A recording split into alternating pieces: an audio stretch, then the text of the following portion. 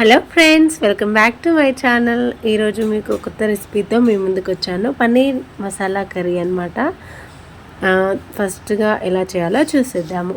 పల్లీలు నువ్వులు పేస్ట్ చేసుకొని పెట్టేసుకోండి పక్కకి. అలాగే ఈ సోయా పన్నీర్ని మంచిగా పీసెస్గా స్క్వేర్ షేప్లో కట్ చేసుకొని వాటిని కూడా మ్యారినేట్ చేసుకోవాలి. మసాలాలు, ఉప్పు, కారం, పెరుగు అవన్నీ యాడ్ చేసుకొని కొద్దిసేపు మ్యారినేట్ చేసుకొని ఇలా ఆయిల్లో ఫ్రై చేసుకోండి. గోల్డెన్ కలర్ వచ్చేంత వరకు ఫ్రై చేసుకుంటే ఇలా ఏంటంటే కొందరు ఫ్రై చేసుకోకుండా వేస్తారు. అంతా కలిపేటప్పుడు మిక్స్ అయ్యి షేప్ చెదిరిపోయి కొంచెం చూడడానికి బాగోదన్నమాట. తింటున్నప్పుడు కూడా పీస్ తింటున్న ఫీలింగ్ రాదు.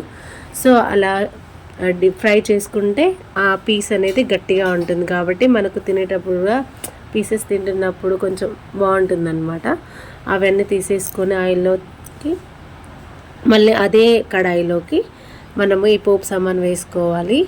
పోపు సామాను కొంచెం ఆయిల్ కొంచెమే వేసుకోండి, ఎందుకంటే మనము అవి ఫ్రై చేసినప్పుడు ఆటోమేటిక్గా పన్నీర్లో కూడా ఆయిల్ ఉంటుంది కాబట్టి ఎక్కువ అవసరం లేదు. మనం వాటర్లో కుక్ చేసాం గ్రేవీ టైప్లో కాబట్టి కొంచెం ఆయిల్ తీసుకుంటే సరిపోతుంది. దాంట్లోకి ఆనియన్స్ అవన్నీ వేసి బాయిల్ చేసుకోవాలి.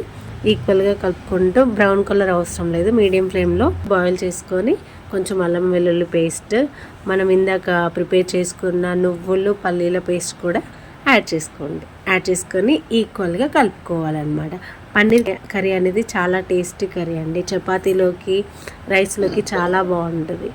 మీకు చపాతీలో అయితే ఇంకా చాలా బాగుంటుంది. కాకపోతే మనం హడావిలో చేసుకోము కాబట్టి హాలిడేస్ టైంలో పన్నీర్ కర్రీ చేసుకోవచ్చు. దాంట్లోకి పసుపు యాడ్ చేసుకున్నాము.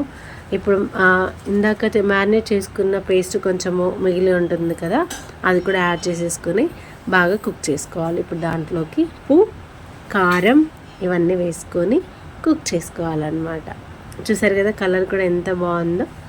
మనం ఇంకా కొంచెము నేనేం చేసా వాటర్ యాడ్ చేసుకోవచ్చు, మనకు సరిపడా వాటర్ యాడ్ చేసుకోవచ్చు. కాకపోతే నేనేం చేశానంటే మిక్సీ బౌల్లో రిమైనింగ్ పేస్ట్ ఉంటుంది కదా, దాంట్లోకి వాటర్ కలుపుకొని మళ్ళీ యాడ్ చేసుకున్నాను నేను.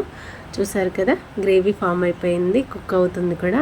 ఇలా కుక్ అవుతున్నప్పుడే పన్నీర్ని కూడా వేసి ఇంకా మసాలాల పొడులు ఫ్లేవర్స్ మీకు ఇష్టమైనవి వేసుకొని కుక్ చేసుకున్నాక చూసారు కదా దగ్గరగా అయ్యేంత వరకు ఉంచేసి సర్వ్ చేసుకోవడమే.